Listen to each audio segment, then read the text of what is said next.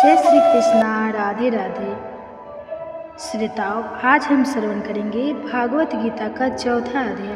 भागवत गीता के चौथे अध्याय में भगवान ब्रह्मा विद्या की प्राचीन परंपरा के बारे में बताते हैं। वह पूर्ण जन्म के बारे में भी बताते हैं। जब जब धर्म का नाश और अधर्म पड़ने लगता है तब भगवान अवतार रूप धारण करते हैं। अच्छे लोगों की रक्षा, दुख लोगों के विनाश और धर्म की पुनः स्थापना के लिए भगवान युग युग में जन्म लेते रहते हैं।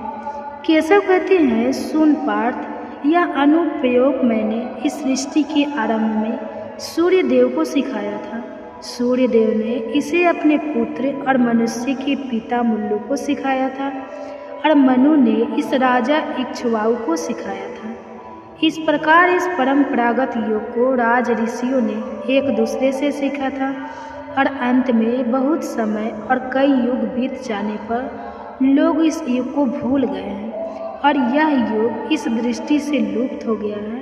वही प्राचीन युग जो सबसे गहरा उस रहस्य है, वही तुझे मैंने आज बताया है, क्योंकि तू मेरा भक्त भी है और सखा भी है और तू इस दिव्य में कुछ समझ सकता है। यह सुनकर अर्जुन दुविधा में पड़ जाते हैं और केशव से कहते हैं, लेकिन केशव, सूर्य देव का जन्म तो आपसे बहुत ही पहले हुआ था और आपका जन्म सूर्य देव के जन्म से बहुत शुभ हुआ था।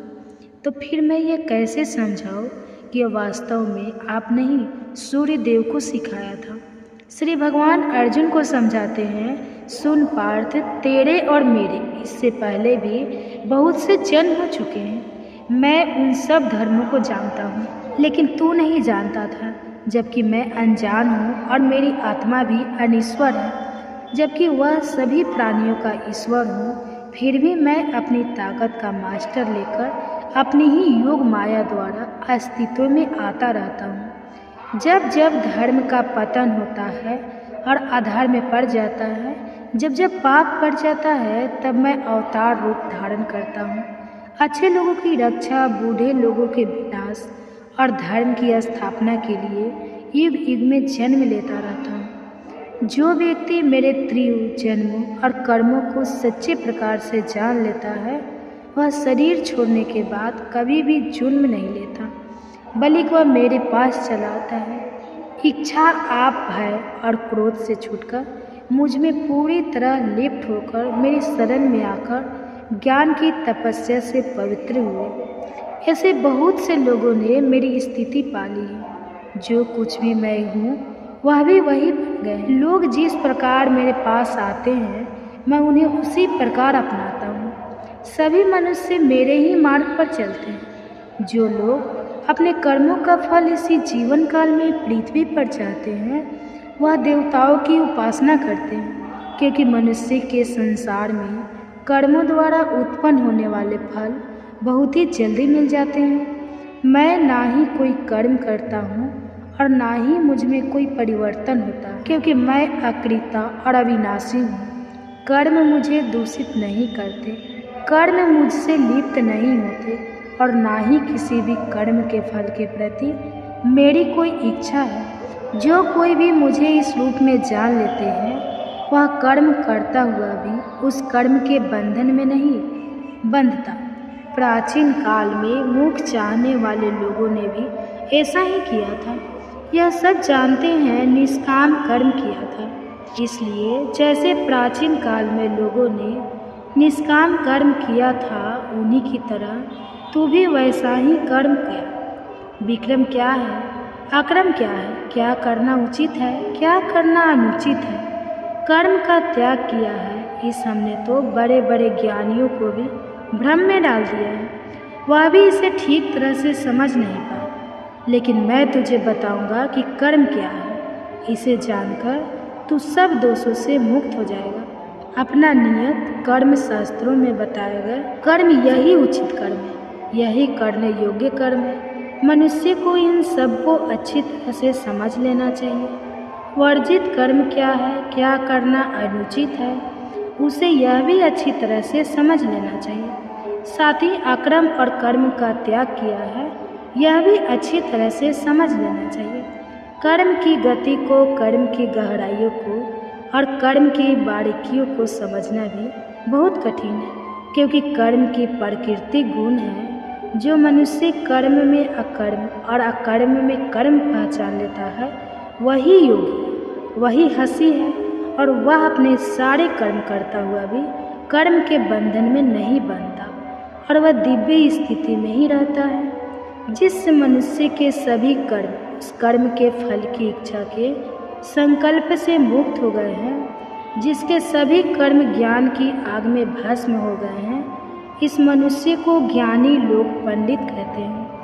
कर्म के फल के प्रति सभी इच्छाओं को त्याग कर सदा तृप्त रहता हुआ, बिना किसी भी कर्म के फल पर निर्भर हुए, वह भला ही सदा कर्म में लगा रहे, फिर भी वह कुछ नहीं कर रहा होता। कोई भी कर्म फल की इच्छा न रखते हुए, अपने चित्रों और आत्मा के वश में रखते हुए, सभी प्रकार की संपदाओं, सभी प्रकार के भोगों, साधनाओं को पूरी तरह से त्याग कर जो केवल शरीर निर्वाह के लिए कर्म करता है, उसे कोई भी दोष नहीं लगता। जो मनुष्य संयोगवश प्राप्त वस्तु से बिना उस वस्तु के कामना किए उसे प्राप्त करने के कोई प्रयास बिना जो भी प्राप्त हो जाए उसमें संतुष्ट रहता है, जो सुख दुख आदि की सभी सुविधाओं से पहुंच चुका है, जो इशारा से मुक्त असफलता और विफलता दोनों में समान रहता है, भोग कर्म करता हुआ भी कर्म के बंधन में नहीं बंधता,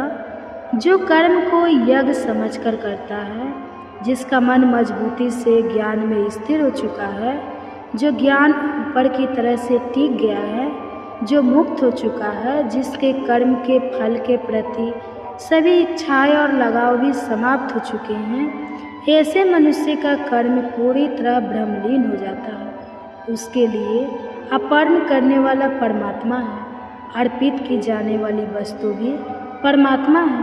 परमात्मा द्वारा वहाँ पर महत्वपूर्ण की आग में अर्पित की जाती है। जो व्यक्ति अपने कर्मों में परमात्मा को देखता है वह फल स्वरूप फल के रूप में परमात्मा को ही पाता है। कुछ योगी देवताओं की पूजा के रूप में यज्ञ करते हैं, जबकि कुछ ब्राह्मण के ज्ञान में लगे रहते हैं। कुछ लोगों कान नाक आदि ज्ञान इंद्रियों को, कुछ रूप गंध शब्द आदि समस्त विश्व को, कुछ इंद्रियों की संपूर्ण क्रियाओं को यज्ञ के रूप में अर्पित करते हैं। कुछ अपनी भौतिक संपत्ति को, कुछ अपनी तपस्या को, तो कुछ अपने योग अब तो यज्ञ के रूप में अर्पित करते हैं। जबकि कुछ जिन्होंने अपने मन को वश में कर लिया है और कठोर व्रत धारण किए हैं, वह अपने अध्ययन को, ज्ञान को यज्ञ के रूप में अर्पित करते हैं। कुछ लोग प्राणायाम में लगे रहते हैं, तो कुछ अपने आहार को नियमित करके अपने प्राण रूप श्वासों में अर्पण करते हैं। यह सबके साथ व्यंग के ज्ञाता है। यह सभी जानते हैं कि यज्ञ क्या है, और यज्ञ में जीवन द्वारा उनके सारे पाप भी नष्ट हो जाते हैं, उनके सारे पाप मिट जाते हैं। जो लोग याग के बाद बचे हुए पवित्र अनुज्ञा की पवित्र प्रसाद को खाते हैं, वह सनातन ब्रह्मा को प्राप्त करते हैं। लेकिन जो व्यक्ति जबकि नहीं करते, उनके लिए यह संसार ही नहीं, फिर उन्हें पर लोक कैसे मिल सकता है।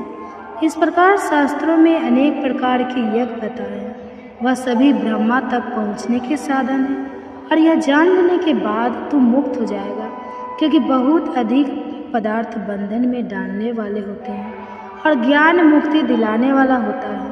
व्यक्ति भौतिक पदार्थों द्वारा या पिछले वाले व्यक्तियों की तुलना में ज्ञान यज्ञ कई गुना अच्छे होते हैं, क्योंकि अंत में सभी कर्म ज्ञान में ही जाकर समाप्त होते हैं। जिससे मनुष्य को मुक्ति मिलती है, उस ज्ञान को तू उन गुरुजनों से सीख जिन्होंने सत्य को समझा है। उनके पास जाकर पूरी निष्ठा और आदर से उनकी सेवा कर, विनम्रता से उस ज्ञान को उनसे अच्छी तरह से जीत। जब तू उस ज्ञान को प्राप्त कर लेगा और उसे अच्छी तरह से समझ लेगा, तब तू फिर कभी इस भ्रम में नहीं पड़ेगा, क्योंकि ज्ञान बिना संदेश है तो सब जीवों को पहले अपने अंदर फिर मेरे अंदर स्थिर देगा। चाहे तो सबसे बड़ा पापी ही क्यों ना हो, फिर भी तो ज्ञान की नौका द्वारा पापों के बड़े से बड़े समुद्र को भी पार कर जाएगा। जैसे जल उठने पर आघात अपने ईंधन को रात कर देती है, वैसे ही ज्ञान की आग की सभी कर्मों को भस्म कर देती है और मनुष्य को उन कर्मों के बंधन से भी मुक्त कर देती है। इस पृथ्वी पर ज्ञान जैसी पवित्र वस्तु, ज्ञान जैसा पवित्र तत्व और कोई नहीं है। योग द्वारा सिद्ध हुआ मन के समय आने पर स्वयं ही अपने अंदर इस ज्ञान को पा लेता है। जिस व्यक्ति में श्रद्धा है, जो इस ज्ञान को पाने में तत्पर है और जिसने अपनी सभी इंद्रियों को जीत लिया है, वह ज्ञान को पा लेता है और ज्ञान को पाकर वह परम शांति को भी पा लेता है। लेकिन जो मनुष्य अज्ञानी है, इसमें श्रद्धा ही नहीं है, वह नष्ट होकर ही रहेगा। ऐसे व्यक्ति के लिए ना तो यह संसार है, ना उसके लिए यह लोक है और ना ही उसे सुख मिल सकता है। जिसने योग द्वारा सभी कर्मों को त्याग दिया है, जिसने ज्ञान द्वारा अपने सारे संदेश से नष्ट कर दिए हैं, ऐसे व्यक्ति ने अपनी आत्मा पर अधिकार पा लिया है। उसे मैं कर्म बंधन में कभी नहीं बांधता। इसलिए हे पार्थ, इस अज्ञान से उत्पन्न अपने हृदय में बैठे हुए संदेह को तू ज्ञान रूपी तलवार से काटकर पूरी तरह नष्ट करके योग की स्थिति मिट जाता। उठ और युद्ध के लिए खड़ा हो जा। इसी के साथ भागवत गीता का चौथा अध्याय खत्म होता है। बाकी के अध्याय भी आपको जल्द ही चैनल पर देखने को मिलेंगे। चैनल को सब्सक्राइब जरूर करें ताकि अगले अध्याय आपसे कभी भी मिस ना हो पाए। और यदि आप काफ़ी समय बाद ये वीडियो देख रहे हैं तो बाकी के अध्याय आपको हमारे चैनल के भगवत गीता प्लेलिस्ट में मिल जाएंगे। और कमेंट्स में आपको हमारे द्वारा किया गया यत्न कैसा लगा यह ज़रूर बताएं। तो मैं मिलूँगा आपको अगले अध्याय में। तब तक के लिए जय श्री कृष्ण। आप सुनिए भागवत गीता में अर्जुन से क्या कहते हैं श्री कृष्ण। खुद कर्म करती है, आत्मा कर्म नहीं करती, लेकिन अहंकारवश मनुष्य अपने आप को कर्ता समझने लगता है। हमारा शत्रु कोई और नहीं बल्कि हमारी ही इच्छा और क्रोध है, इसलिए इन दोनों पर नियंत्रण रखना आवश्यक है। अर्जुन के शव से कहते हैं, माधव, यदि आप समझते हैं कि बुद्धि का मार्ग सकाम कर्म के मार्ग से अधिक अच्छा है, तो आप मुझे यह भयंकर कर्म करने को या भयंकर युद्ध लड़ने को क्यों कहते हो? ऐसी बातों से आप मेरे मन को भ्रमित कर रहे हो। लेकिन मुझे निश्चित तौर से वह एक बात बता दो कि जिसे करने से मेरी अधिक से अधिक भलाई हो। श्री कृष्ण उत्तर देते हैं, सुन, बाद इस दुनिया के आरंभ से मैंने मुक्ति 12 का होता है। चिंतन करने वाली गहरी सोच करने वालों के लिए ज्ञान का मार्ग बताया है और कर्म करने वालों के लिए शर्मनाक बताया है। कर्म से बचने से या तो कर्म को ना करने से कोई व्यक्ति कर्म से मुक्ति नहीं पा सकता और ना ही कर्म के त्याग से उसे कभी सिद्धि मिल सकती है, क्योंकि कोई भी व्यक्ति क्षण भर के लिए भी कर्म किए बिना नहीं रह सकता। प्रत्येक व्यक्ति को प्रकृति से उत्पन्न अपने गुणों के कारण मजबूर होकर कर्म करना ही पड़ता है। जो लोग अपने कर्म इंद्रियों को ऊपर से जो जबरदस्ती रोक लेते हैं, लेकिन अपने मन में इन्हें इंद्रियों के विषय के बारे में सोचते रहते हैं, ऐसे लोग भटकते हुए वह खुद को धोखा दे रहे हैं। उनका यह आचरण बस एक झूठी है। वह व्यक्ति श्रेष्ठ है जो मनुष्य अपने मन से अपनी इंद्रियों को वश में करने में लगे रहते हैं। इसलिए पार्थ, तेरे लिए जो कर्म नियत है, तेरा जो कर्म नियत है तो उसे ही कर। बिना कर्म के तू तेरा यहाँ श्रीयंत्र वह भी नहीं हो सकता। इस संसार में यज्ञ के रूप में किए जाने वाले कर्म, यह बिना निस्वार्थ के किए गए कर्म ही बंधन के मुक्त हैं और इन्हें करने से मनुष्य कभी भी किसी भी प्रकार के बंधन में नहीं बनता। अन्य सभी कर्म बंधन में डालने वाले हैं। इसलिए पार्थ, सभी प्रकार के लगाव को त्याग कर तो यज्ञ की भावना से बिना स्वार्थ के अपना सभी कर्म करता है। जो सृष्टि के आरंभ में प्रजापति ने प्राणियों और यज्ञ दोनों को उत्पन्न किया था और कहा था कि द्वारा तुम फल फूलो, यह यज्ञ तुम्हारी मनचाही इच्छाओं को पूरा करने वाले होंगे। यज्ञ से खुश होकर देवता तुम्हें वह संभोग देते रहेंगे जो तुम चाहते हो। लेकिन जो व्यक्ति इन सुखों को अकेला ही भोगता है और इनसे देवताओं को और दूसरे को नहीं देता, वह तो निश्चित तौर पर ही चोर है। जो लोग यज्ञ से बचे हुए हैं, यज्ञ के पवित्र प्रसाद को खाते हैं, वह सब पापों से छूट जाते हैं। लेकिन जो केवल अपने लिए ही भोजन पकाते हैं और अकेले ही खाते हैं, वह समझो पाप ही खाते हैं। सभी प्राणी अन्न से उत्पन्न होते हैं, अन्य वर्षा से उत्पन्न होती है। वर्षा योग उसे और यज्ञ कर्म से उत्पन्न होता है। कर्मों का फल मूल ब्रह्म है और ब्रह्मा का जन्म परमात्मा से होता है। इसलिए उत्सव अपने ब्रह्मचर्य में स्थित रहते हैं। इस संसार में जो व्यक्ति चलाने में सहायता नहीं देता, वह तो दुष्ट स्वभाव वाले व्यक्ति होते हैं। लेकिन जो मनुष्य आत्मा में ही आनंद लेते हैं, जो आत्मा में ही संतुष्ट रहते हैं और जो आसमान में वितरित है, इसके लिए कोई भी ऐसा कार्य नहीं है जो करना जरूरी हो। इस संसार में ऐसे व्यक्ति के लिए कोई भी चीज़ ऐसी कुछ भी नहीं रहती जो इसके द्वारा किए गए कर्मों से प्राप्त होनी हो या फिर उन कर्मों द्वारा प्राप्त होना हो। तो हो ना हो, जो उसने यह नहीं हो, वह किसी भी प्राणी पर अपने स्वार्थ के लिए निर्भर नहीं रहता। इसलिए बात तो हमेशा बिना लगा निस्वार्थ भाव से कर्म करता है और कर्म करते जाओ, क्योंकि बिना लगा बिना स्वार्थ करता हुआ मनुष्य ही भगवान को प्राप्त होता है। क्योंकि लगाव नहीं करना चाहिए मनुष्य को। अज्ञानी भी ऐसा ही निस्वार्थ कार्य करे, परम गति तक पहुँचते हैं। तो मैं भी उन्हीं की तरह निस्वार्थ कर्म करते रहना चाहिए।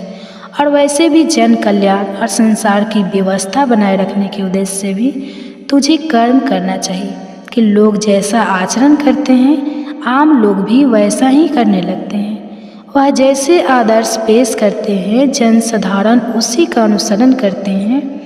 अब तो मुझे ही देख, बाद 3 लोकों में ऐसा कोई कर्म नहीं है जो करना जरूरी हो, और न ही ऐसी कोई वस्तु है जो मुझे प्राप्त ना हो या मुझे प्राप्त करनी हो। फिर भी मैं कर्म करने में लगा ही रहता हूँ, क्योंकि यदि मैं निस्वार्थ सावधान होकर कर्म गुरु और कर्म करना छोड़ दूँ, तो जो कि लोग मेरे ही मार्ग पर चलते हैं, तो वह लोग भी कम कर्म करना छोड़ देंगे। और जब लोग कर्म करना छोड़ देंगे तो संसार में अराजकता फैल जाएगी। यह संसार ही नष्ट हो जाएगा और मैं खुद ही समस्त प्रजा के विनाश का कारण बन जाऊंगा। ऐसा कभी ना हो, इसलिए मैं हमेशा ही कर्म करने में लगा रहता हूँ। होनी को चाहिए कि वह सत्ता आम कर्म में लिप्त अज्ञानी व्यक्ति के मन को विचलित ना करे। योग की भावना से कर्म करने वाले को चाहिए कि वह दूसरों को भी वैसा ही निष्काम कर्म के मार्ग पर लगाए। समझ ले कि हमारे सभी कर्म प्रकृति के गुणों द्वारा ही किए जा रहे हैं, परंतु जिस मनुष्य का मन अहंकार से भरा हुआ है, वह उस अहंकार के वश में होने के कारण खुद को कर्ता समझने लगता है। स्वयं वही, लेकिन कर्ता जो प्राकृतिक है, परंतु जो व्यक्ति प्रकृति के गुणों और उन गुणों के कार्य क्षेत्र के भूत के सत्य को समझ लेता है, और साथ में जो यह भी समझ लेता है कि प्रकृति के गुण ही अपने अपने कार्य क्षेत्र में कम करते रहते हैं, तो कर्म गुण इंद्रियों के विषय में भी कर्म करते रहते हैं, तब यह जाना आसक्ति नहीं होती। लेकिन जो व्यक्ति अपने प्राकृतिक गुणों की इन क्रियाओं से भ्रमित हो जाते हैं, वही इन क्रियाओं में आसक्त हो जाते हैं और उनमें ही उन्नत जाते हैं, उन्हें बंध जाते हैं और बुरी तरह से उलझ जाते हैं। सच्चे और पूर्ण ज्ञान को जानने वाले व्यक्ति को उन्हें मूढ़ और अज्ञानी व्यक्ति के मन को विचलित नहीं करना चाहिए, जिनका ज्ञान अधूरा है और जो केवल थोड़ा सा ही जानते हैं। इसलिए हे पार्थ, अपने सभी कर्मों को पूरी तरह अपहरण करके, अपनी चेतना को आत्मा में स्थिर करके, अपनी सभी इच्छाओं को, अपने सभी अहंकार को भी मिटा दे और अपने इस मानसिक बुखार, इस संकोच को छोड़कर तो युद्ध कर। जो लोग पूरी श्रद्धा से मेरे उपदेश का पालन करते हैं, वह कर्मों के सभी बंधनों से छूट जाते हैं। कि जो लोग ईर्ष्या के कारण मेरे इस उपदेश का तिरस्कार करते हैं, जो उसने गलतियां निकालते हैं और इसका पालन नहीं करते, वह लोग वास्तव में संपूर्ण ज्ञान के प्रति मूर्ख होते हैं और वह नष्ट होकर ही रहेंगे। यानी समेत सभी प्राणी अपनी अपनी प्रकृति, अपने अपने स्वभाव के अनुसार ही आचरण करते हैं। इससे कोई भी बच नहीं सकता। प्रकृति को रोकना, इसको ज़बरदस्ती बदलने की कोशिश करने से कोई फायदा ही नहीं हो सकता। ऐसा करना व्यर्थ है। अधूरी तरह से यह दोषपूर्ण तरीके से पालन किया गया अपना प्राकृतिक, अपना स्वाभाविक धर्म पूरी तरह से पालन किए जाने वाले प्राणी धर्म के दूसरे के स्वभाव वाले धर्म से अधिक अच्छा है। अपने धर्म का पालन करते हुए मृत्यु भी हो जाए तो वह भी पढ़ाई धर्म में जीवित रहने से कई गुना ज़्यादा अच्छा है, क्योंकि दूसरे के स्वभाव अनुसार चलने से बहुत ही खतरे होते हैं और वह बहुत ही वह देने वाले होते हैं। यह सब सुनकर अर्जुन केशव से पूछते हैं, लेकिन केशव वो क्या है जिसे मनुष्य ना चाहते हुए भी पाप करता है, जैसे उससे कोई ज़बरदस्ती पाप करवा रहा हो। श्री भगवान उत्तर देते हैं, भोग है, इच्छा और क्रोध, यह दोनों ही पाप से भरे हुए हैं और सब कुछ ही खा जाने वाले हैं, सब कुछ निगल जाने वाले हैं। इस संसार में तुम इनको को अपना दुश्मन और शत्रु समझो, जैसे आगे से लगी रहती है, जैसे दर्पण दूर छिटक जाते हैं, वैसे ही मनुष्य का विवेक और ज्ञान इस इच्छा से घिरा हुआ है। मनुष्य की चेतना और इसका ज्ञान दोनों ही उस नित्य शत्रु, कभी न तृप्त होने वाली अग्नि के सामने इच्छा से ढके रहते हैं, जिसके कारण वह हमेशा ही और संतुष्टि रहते हैं। इंद्रिया, मन और बुद्धि इस इच्छा के रहने के स्थान है। इसमें रहकर वही इच्छा मनुष्य के ज्ञान को ढूंढती है और उसे मोहित कर सके मार्ग से भटका देती है। इसलिए हे पार्थ, दुश्मनों से ही इन इंद्रियों को अपने वश में रख और ज्ञान और विवेक से इस पापी विनाशक को दृढ़ता से मार डाल सकते हैं। इंद्रिय शरीर से बड़ी है, मन इंद्रियों से भी बड़ा है, बुद्धि मन से भी बड़ी है और बुद्धि से भी बलवान और बड़ी है आत्मा। और इस प्रकार जब बुद्धि से बड़ी और बलवान है तो उस आत्मा को जानकर तू अपने मन को इसमें करके तो इस आत्मा को उस परमात्मा में स्थिर करके इस इच्छा रूपी, इस काम रूपी शत्रु को मार डाल। जिस शत्रु तक पहुंचना भी तुम बहुत अधिक कठिन है, उसी के साथ भगवत गीता का 3रा अध्याय खत्म होता है। बाकी के अध्याय भी आपको जल्दी चैनल पर देखने को मिलेंगे। इसके लिए चैनल को सब्सक्राइब जरूर करें, अगले अध्याय आप कभी भी मिस ना कर पाए। और यदि आप काफ़ी समय बाद इस वीडियो को देख रहे हैं तो बाकी के अध्याय आपको हमारे चैनल की भगवत गीता प्लेलिस्ट में मिल जाएंगे। और कमेंट्स में आपको हमारे द्वारा किया गया यह बात कैसा लगा यह ज़रूर बताएं, तो मैं मिलूँगी आपको अगले अध्याय में। तो आप सुनिए अर्जुन को युद्ध के लिए कैसे प्रोत्साहित करते हैं श्री कृष्ण। अध्याय में श्री कृष्ण अर्जुन को कर्म का महत्व समझाते हैं और कर्म के परिणाम और कर्मों के फलों के प्रति कोई भी लगाव या इच्छा न रहने के बारे में बताते हैं। वह कहते हैं कि आत्मा में ही संतुष्ट रहो। प्रकृति खुद और खुद कर्म करती है, आत्मा कर्म नहीं करती, लेकिन अहंकारवश मनुष्य अपने आप को कर्ता समझने लगता है। हमारा शत्रु कोई और नहीं बल्कि हमारी ही इच्छा और क्रोध है, इसलिए इन दोनों पर नियंत्रण रखना आवश्यक है। अर्जुन के शव से कहते हैं, माधव, यदि आप समझते हैं कि बुद्धि का मार्ग सकाम कर्म के मार्ग से अधिक अच्छा है, तो आप मुझे यह भयंकर कर्म करने को या भयंकर युद्ध लड़ने को क्यों कहते हो? ऐसी बातों से आप मेरे मन को भ्रमित कर रहे हो। लेकिन मुझे निश्चित तौर से वह एक बात बता दो कि जिसे करने से मेरी अधिक से अधिक भलाई हो। श्री कृष्ण उत्तर देते हैं, सुन, बाद इस दुनिया के आरंभ से मैंने मुक्ति 12 का होता है। चिंतन करने वाली, गहरी सोच करने वालों के लिए ज्ञान का मार्ग बताया है और कर्म करने वालों के लिए शर्मनाक बताया है। कर्म से बचने से या तो कर्म को ना करने से कोई व्यक्ति कर्म से मुक्ति नहीं पा सकता और ना ही कर्म के त्याग से उसे कभी सिद्धि मिल सकती है, क्योंकि कोई भी व्यक्ति क्षण भर के लिए भी कर्म किए बिना नहीं रह सकता।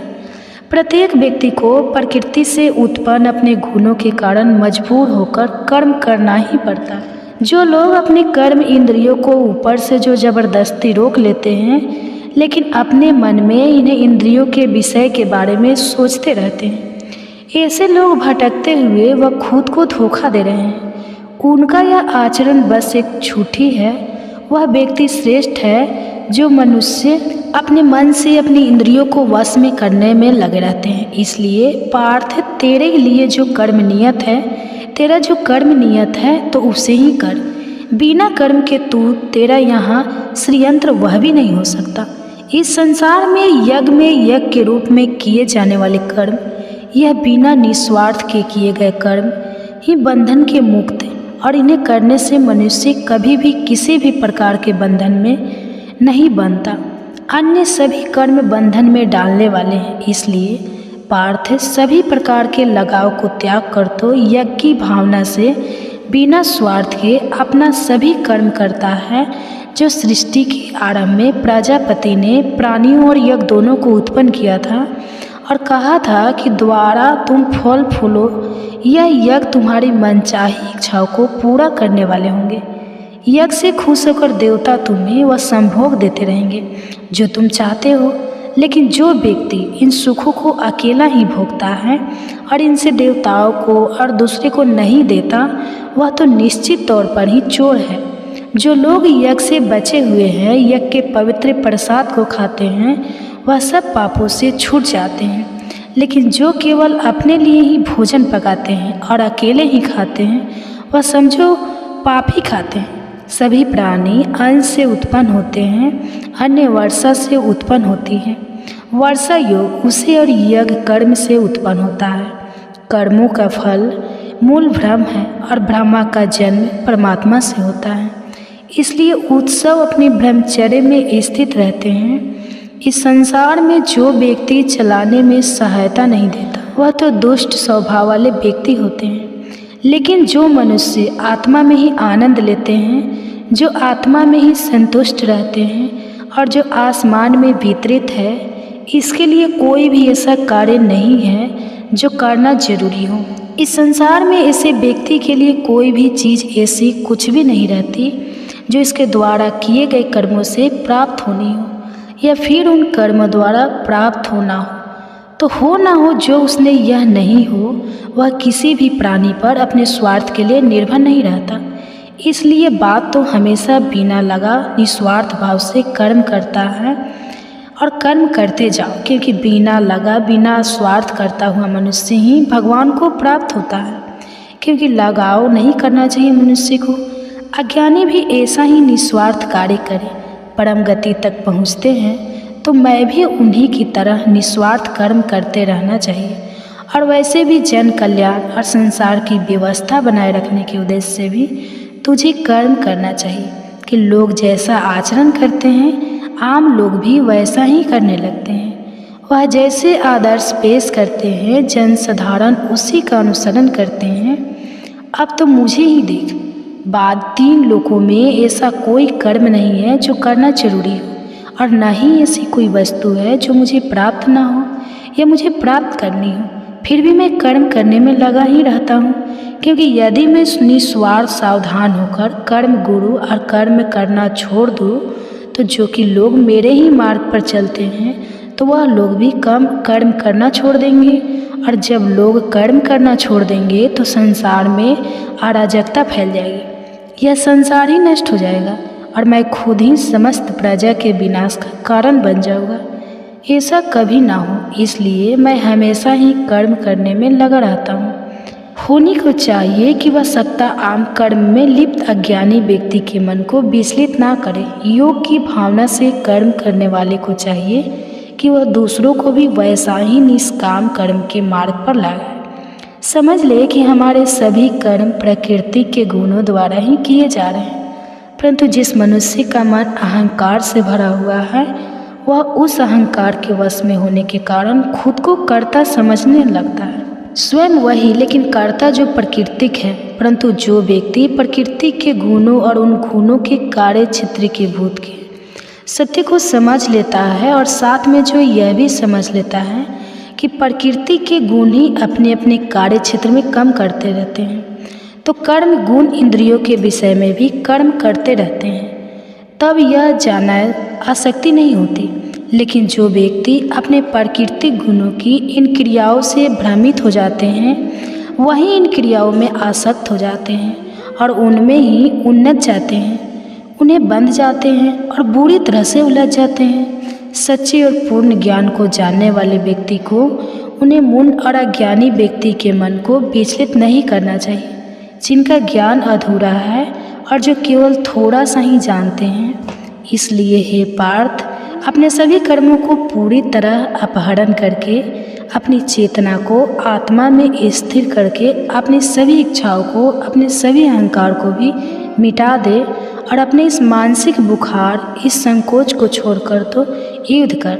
जो लोग पूरी श्रद्धा से मेरे उपदेश का पालन करते हैं वह कर्मों के सभी बंधनों से छूट जाते हैं। कि जो लोग ईर्ष्या के कारण मेरे इस उपदेश का तिरस्कार करते हैं, जो उसने गलतियां निकालते हैं और इसका पालन नहीं करते, वह लोग वास्तव में संपूर्ण ज्ञान के प्रति मूर्ख होते हैं और वह नष्ट होकर ही रहेंगे।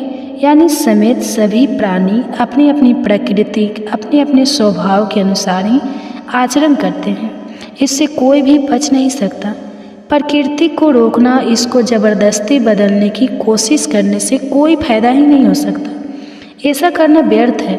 अधूरी तरह से यह दोषपूर्ण तरीके से पालन किया गया अपना प्राकृतिक, अपना स्वाभाविक धर्म पूरी तरह से पालन किए जाने वाले प्राणी धर्म के दूसरे के स्वभाव वाले धर्म से अधिक अच्छा है। अपने धर्म का पालन करते हुए मृत्यु भी हो जाए तो वह भी पढ़ाई धर्म में जीवित रहने से कई गुना ज़्यादा अच्छा है, क्योंकि दूसरे के स्वभाव अनुसार चलने से बहुत ही खतरे होते हैं और वह बहुत ही वह देने वाले होते हैं। यह सब सुनकर अर्जुन केशव से पूछते हैं, लेकिन केशव वो क्या है जिसे मनुष्य ना चाहते हुए भी पाप करता है, जैसे उससे कोई ज़बरदस्ती पाप करवा रहा हो। श्री भगवान उत्तर देते हैं, भोग है, इच्छा और क्रोध, यह दोनों ही पाप से भरे हुए हैं और सब कुछ ही खा जाने वाले हैं, सब कुछ निगल जाने वाले हैं। इस संसार में तुम इनको को अपना दुश्मन और शत्रु समझो। जैसे आगे से लगी रहती है, जैसे दर्पण दूर छिटक जाते हैं, वैसे ही मनुष्य का विवेक और ज्ञान इस इच्छा से घिरा हुआ है। मनुष्य की चेतना और इसका ज्ञान दोनों ही उस नित्य शत्रु, कभी न तृप्त होने वाली अग्नि के सामने इच्छा से ढके रहते हैं, जिसके कारण वह हमेशा ही और संतुष्टि रहते हैं। इंद्रिया, मन और बुद्धि इस इच्छा के रहने के स्थान है। इसमें रहकर वही इच्छा मनुष्य के ज्ञान को ढूंढती है और उसे मोहित कर सके मार्ग से भटका देती है। इसलिए हे पार्थ, दुश्मनों से ही इन इंद्रियों को अपने वश में रख और ज्ञान और विवेक से इस पापी विनाशक को दृढ़ता से मार डाल सकते हैं। इंद्रिय शरीर से बड़ी है, मन इंद्रियों से भी बड़ा है, बुद्धि मन से भी बड़ी है और बुद्धि से भी बलवान और बड़ी है आत्मा। और इस प्रकार जब बुद्धि से बड़ी और बलवान है तो उस आत्मा को जानकर तू अपने मन को इसमें करके तो इस आत्मा को उस परमात्मा में स्थिर करके इस इच्छा रूपी, इस काम रूपी शत्रु को मार डाल। जिस शत्रु तक पहुंचना भी तुम बहुत अधिक कठिन है, उसी के साथ भागवत गीता का 3रा अध्याय खत्म होता है। बाकी के अध्याय भी आपको जल्दी चैनल पर देखने को मिलेंगे। इसके लिए चैनल को सब्सक्राइब जरूर करें, अगली अध्याय आप कभी भी मिस ना कर पाए। और यदि आप काफ़ी समय बाद इस वीडियो को देख रहे हैं तो बाकी के अध्याय आपको हमारे चैनल की भागवत गीता प्लेलिस्ट में मिल जाएंगे। और कमेंट्स में आपको हमारे द्वारा किया गया यह बात कैसा लगा यह जरूर बताएं, तो मैं मिलूंगी आपको अगले अध्याय में। तो आप सुनिए अर्जुन को युद्ध के लिए कैसे प्रोत्साहित करते हैं श्री कृष्ण। इनकार करता है। वास्तव में इसके बाद ही अर्थात दूसरे अध्याय के 13वें श्लोक सहित भगवान का असली उद्देश्य आरंभ होता है। भगवान अर्जुन को आत्मा की अमृता के बारे में बताते हैं। भगवान शरीर का भूत भी अर्जुन को बताते हैं। आत्मा जो अनश्वर है उसके लिए हमें शौक नहीं करना चाहिए। शरीर जो नश्वर है उसके लिए भी हमें जो कदापि ही नहीं करना चाहिए। केशव अर्जुन में कर्तव्य भावना जगाने का प्रयास करते हैं, योग के बारे में बताते हैं और समझाते हैं कि परिणाम की इच्छा या परिणाम की चिंता किए बिना ही हमें अपने कर्तव्य करते रहना चाहिए। भगवान स्थिर बुद्धि वाले व्यक्ति की विशेषता का भी वर्णन करते हैं। अर्जुन दुखी मन से अपने रथ बैठा है, उसकी आंखों में आंसू है, वह करुणा और संकट से ग्रस्त है। तब उसे किसमिस कहते हैं पाठ, या तुम्हें क्या हुआ है? इस गंभीर संकट और परीक्षा की स्थिति में यह अज्ञानता और संकोच कहाँ से आए हैं? यह अज्ञान और संकोच तुम जैसे श्रेष्ठ मनोबल को वीर योद्धा के लिए बिल्कुल भी उचित नहीं है। ऐसा आचरण ना तुम्हें स्वर्ग देगा, ना ही व्यक्ति बल्कि पृथ्वी पर तुम्हारे जीवन को कलंकित कर देगा और यश की जगह तुम्हें उपसेयस देखा। इस प्रकार के दुर्बलता और कायरता तुम्हारे जैसे योद्धाओं पर बिल्कुल भी शोभा नहीं देती। इस मन की तुच्छ दुर्बलता को त्याग दो और उठो, युद्ध के लिए खड़े हो जाओ। अर्जुन के मन में संकोच फिर भी बना रहता है और वह यह सबसे कहते हैं, ये केशव, भीष्म और द्रोणा दोनों ही मेरे लिए पूजनीय हैं। इन दोनों पर मैं कैसे वार कर पाऊंगा? यह दोनों पर मैं कैसे बाण चला पाऊंगा?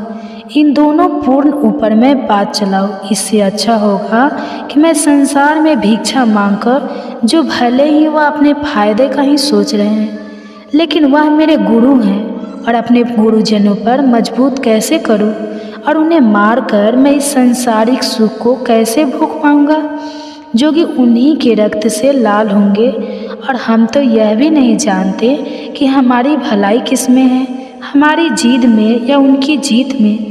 धृतराष्ट्र के जिन पुत्रों को मारने के बाद हम शायद जीना भी न चाहें, वह हमारे सामने युद्ध के लिए तैयार खड़े हैं। भावुकता और संकोच ने मेरे वीर स्वभाव को दुर्बल बना दिया है और मुझे पूरी तरह से जकड़ रखा है। मेरा कर्तव्य क्या है? मुझे क्या करना चाहिए? मैं समझ नहीं पा रहा हूँ। इसलिए मैं तुमसे विनती करता हूँ, मुझे सही निश्चित तौर से बताओ। मेरी भलाई इसमें है। मैं तुम्हारा शिष्य हूँ, तुम्हारी शरण में आया हूँ। मुझे अपनी शरण में लो, उच्च शिक्षा दो। चाहे मैं धन दौलत से भरी इस पृथ्वी का राजा केवल ना बन जाऊँ, जहाँ ना ही मेरा कोई शत्रु हो और ना ही मेरा कोई बराबरी का हो। चाहे मैं स्वर्ग के देवताओं का भी राजा योग न बन जाऊँ, तो भी मुझे कुछ ऐसा दिखाई नहीं देगा जो मेरी इंद्रिय और मेरे मन को दुखी पहुंचाने वाले, कमज़ोर करने वाले इस श्लोक को कर सके। यह कहते हुए अर्जुन ने संदेशक से कहा कि मैं युद्ध नहीं करूंगा। तब दोनों सेनाओं के बीच उस हताश निराश से भरी हुई अर्जुन से केशव हंसते हुए कहते हैं, बात तो उनके लिए शोक कर रहा है, उनके लिए तुम्हें कदापि शोक नहीं करना चाहिए। और साथ ही तो ज्ञान की भी बात करता है, लेकिन जिन्हें सच्चा ज्ञान है वह किसी के लिए भी शोक नहीं करते, ना तो उनके लिए जो जीवित है और जो उनके लिए मर चुका है। कोई भी उस समय नहीं था जब तू नहीं था, और या मैं नहीं था, या यह सब राजा नहीं थे। नहीं आगे कोई ऐसा समय आएगा जब हम सब नहीं रहेंगे, जब आत्मा एक शरीर में बचपन, जवानी, बुढ़ापे के दौर से गुजरती है। वैसे ही शरीर के मरने के बाद आत्मा तक दूसरा शरीर धारण कर लेना भी उसी दौर का ही एक हिस्सा है। यानी उद्धार व्यक्ति ना ही इससे घबराते हैं, उन्हें इससे विचलित होते हैं। सुन पार्थ, अपने जीवन काल में हम जो सर्दी, गर्मी, सुख, दुख का अनुभव करते हैं, वह इंद्रिया का उनके विषय के कारण ही होते हैं। वह आते जाते रहते हैं, उनका हर अपनी है, तुरंत भी है, वह सदा के लिए नहीं रहते। इसलिए तू इन सबको धीरज से सहन करना सीख। इन सबको तू बर्दाश्त करना भी। वह धीर शांत मनुष्य जिन पर इसका कोई असर नहीं होता, जिन्हें यह दुखी और विचलित नहीं करती थी, जो दुख और सुख दोनों में समान रहता है, वह अपने आप को अमृत जीवन बनाने के लिए योग्य बनाता है। सत्य के ज्ञान को जानने वाले ने यह समझ लिया है, इस तत्व है जो कि सनातन और अमर है, जो कि कभी नष्ट ही नहीं हो सकता, और असत्य वह है जिसे नष्ट होना ही है। यह भी रह नहीं सकता जिस आत्मा से यह सारा विश्व, यह सारी सृष्टि में व्याप्त है, उस आत्मा का अंश कभी संभव ही नहीं है और ना ही हो सकता है। इस अविनाशी आत्मा का विनाश कोई नहीं कर सकता। कहते हैं कि शरीरधारी आत्मा का निवास स्थान शरीर नश्वान है और इस सब का अंत होता ही है। आत्म संयम तो सनातना है, आत्म अमर नश्वर और चम्मच से भी बाहर है। समझ से भी परे हैं। इसलिए युद्ध जो यह सोचता है वह मरता है, और जो यह नहीं सोचता वह महाराज जाने वाला है। वह दोनों ही सत्य को नहीं जानते, क्योंकि आत्मा ना तो किसी को मानती है और ना ही किसी से मारी जा सकती है। जान ले तो पार्थ, तो तुम किसी को मारोगे और ना ही तुमसे कोई मारा जाएगा। आत्मा का जन्म ही नहीं होता और ना ही आत्मा कभी मरती है। यह हमेशा थी और हमेशा ही रहेगी। अजन्मी, अमर, नाम बदलने वाली और प्राचीन शरीर के मरे जाने पर भी यह आत्मा नहीं मरती, नष्ट नहीं होते, इसका अंत नहीं होता। जो व्यक्ति यह जान लेता है कि आत्मा सनातन धर्म वर्जन में अनश्वर अपार असीम है, ऐसा व्यक्ति कैसे किसी को मार सकता है? वह मरवा सकता है। जैसे कई व्यक्ति अपने फटे पुराने कपड़े उतारकर नए कपड़े पहन लेते हैं, वैसे ही यह शरीर धारण करने वाली आत्मा अपना पुराना शरीर छोड़कर एक नया शरीर धारण कर लेती है। कोई भी शस्त्र आत्मा को भेज नहीं सकता, आग इसे जला नहीं सकती, जल इसे कीड़ा नहीं करा सकता और वायु इसे सुखा नहीं सकती। आत्मा अमर है, सबके अंदर मौजूद है और यह स्थिर, अचल और सनातन की आत्मा व्यक्त है। यह दिखाई नहीं देती, इसका ना किसी शब्द और ना ही किसी अन्य साधनों द्वारा वर्णन किया जा सकता है। आत्मा न बदलने वाली है और यह इंद्रियों की शक्तियों और कल्पना से भी परे है। इसलिए आत्मा को ऐसा जानते हुए, इसे समझते हुए मुझे अशोक नहीं करना चाहिए और अपने कर्तव्य और अपने क्षत्रिय धर्म को देखते हुए ना ही तुम घबराना चाहिए और ना ही तुझे विचलित होना चाहिए। योग्य क्षत्रिय के लिए धर्म युद्ध लड़ने से बड़ा कर्तव्य कोई नहीं है। वह क्षत्रिय भाग्यवान है जैसे यह अवसर मिलता है। तेरा सौभाग्य है कि तुझे ऐसा धर्म जो दूर लड़ने का सौभाग्य मिला है। यह धर्म जीते लिए स्वर्ग के द्वार खोल रहा है। ऐसा मौका तू मत खो, और अगर तू ऐसा मौका गंवा देगा, अगर तू उधर नहीं लड़ेगा तो अपने कर्तव्य ऊर्जा किसे तो करेगा, साथ ही साथ पाप का भागी बनेगा और हमेशा हमेशा के लिए लोग तेरे इस अध्यक्ष की बातें किया करेंगे। यह सामने खड़े सभी योद्धा यह समझेंगे तुम अंतिम समय में डरकर युद्ध से पीछे हट गया।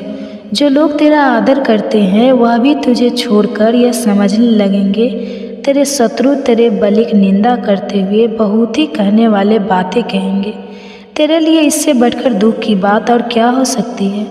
यदि तू युद्ध में मारा गया तो तुझे स्वर्ग मिलेगा, अगर युद्ध में जीत गया तो इस पृथ्वी का आनंद भोगेगा। इसलिए पार्थ, तो लड़ने का निश्चय कर ले और खड़ा हो जा। सुख और दुख, लाभ और हानि, जीत और हार, इन सबको समान समझकर युद्ध की ओर तैयार हो जा। ऐसा सोचने से और ऐसा करने से तुझे पाप नहीं लगेगा। पार्थ, यह तुझे मैंने ज्ञान का मार्ग बताया है। अब मैं तुझे निष्काम कर्म योग के मार्ग का ज्ञान दूंगा और अर्थ भी समझाऊंगा, जिसके कारण तू कर्म करते हुए भी सभी कर्मों के बंधनों से मुक्त हो जाएगा। इस निष्काम कर्म योग के मार्ग में दिए गए किसी भी कर्म का कभी भी नाश नहीं होता, ना ही इसे कोई कभी भी बाधा आती है और ना ही इससे कभी कोई आहत होती है। इस कर्म योग रूपी धर्म का थोड़ा सा आचरण, इस मार्ग पर चला हुआ छोटे से छोटा कदम भी मनुष्य के बड़े से बड़े बैंक की रक्षा करती है। इस कर्म योग के मार्ग पर वाले दृढ़ संकल्प वाले लोगों की बुद्धि तो एक ही होती है, अर्थात वह एक ही दिशा में केंद्रित भी होती है, जबकि अनिश्चित और चंचल मन वाले लोगों की बुद्धि एक न होकर अनेक शाखाओं में बड़ी होती है। उनके विचार भी बिखरे हुए होते हैं और अनंत होते हैं। अज्ञानी लोग फूलों जैसी सुंदर वाणी बोलते हैं और जो शास्त्र के शब्दों में ही आनंद लेते हैं, वह शास्त्रों के वाद विवाद और कर्मकांड की क्रियाओं में ही उलझे रहते हैं, जिसके कारण वह समझते हैं इसके अलावा और कुछ नहीं है। उनका मन उनकी स्वार्थी कामनाओं से भरा रहता है।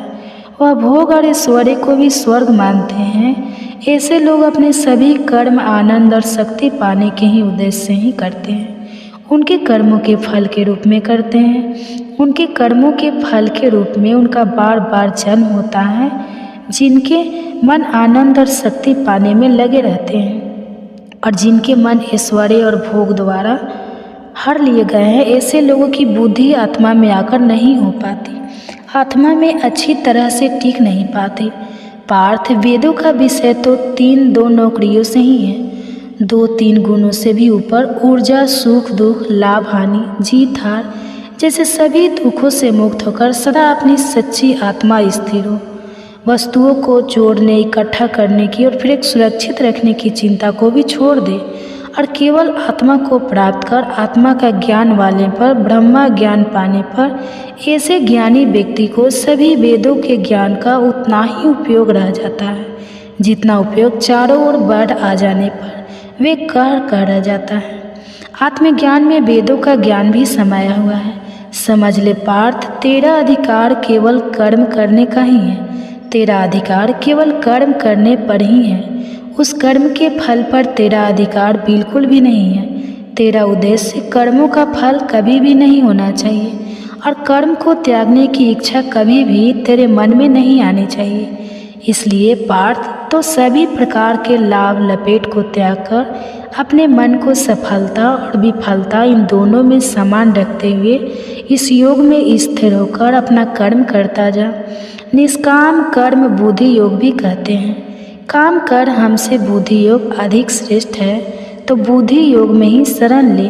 जो लोग अपने कर्मों के फल की इच्छा रखते हैं वह लोग तो दे नहीं होते हैं, वह निचले दर्जे के लोग होते हैं। जिस व्यक्ति ने अपनी बुद्धि को ब्रह्म से जोड़ दिया है वह अच्छे और बुरे दोनों प्रकार के कर्मों से मुक्त हो जाते हैं। इसलिए तो योग में जुट जाए तो सभी कर्मों को कुशलता से करने का ही नाम है।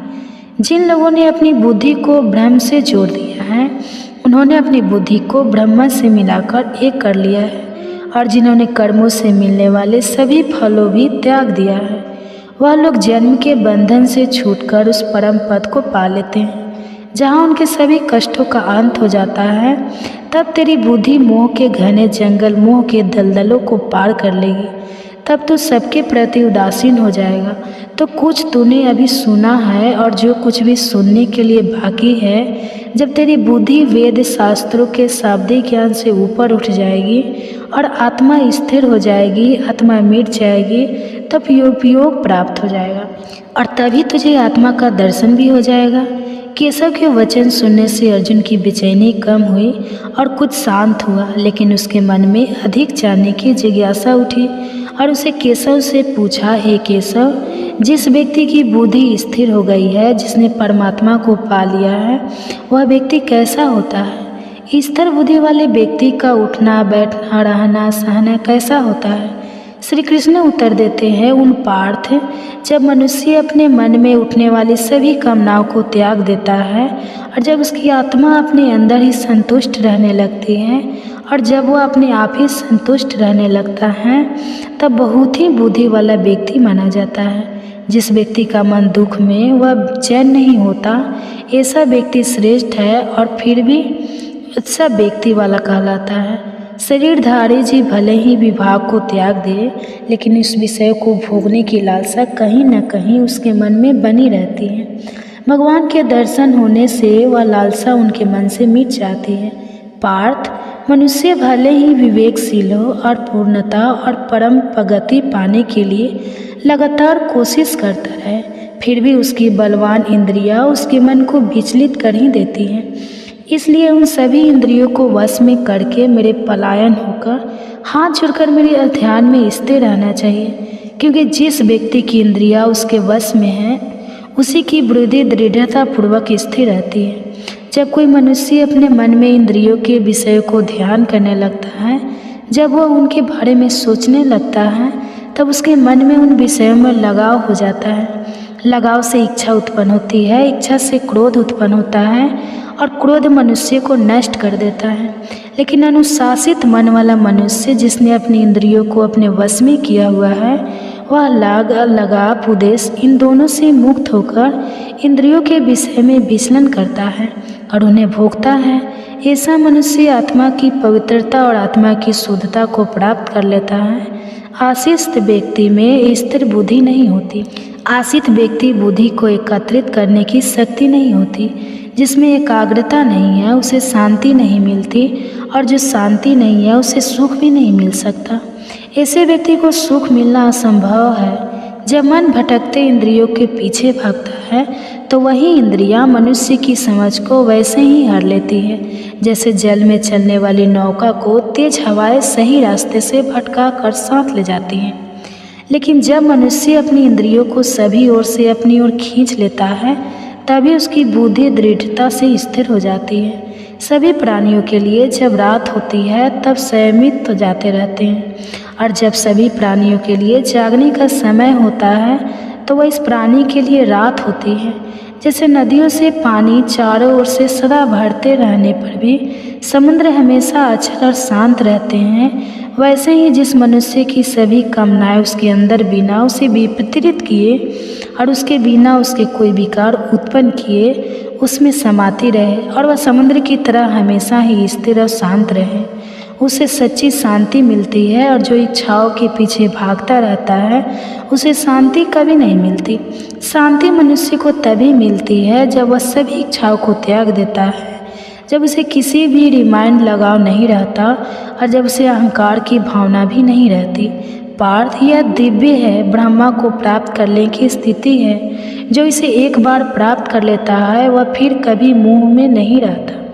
इस स्थिति में रहकर मनुष्य परमात्मा के परम आनंद को प्राप्त कर लेता है। इसी के साथ भगवत गीता का दूसरा अध्याय खत्म होता है। बाकी के अध्याय भी आपको जल्दी चैनल पर देखने को मिलेंगे। इसके लिए चैनल सब्सक्राइब जरूर करके रखें ताकि अगले अध्याय आपसे मिस ना हो।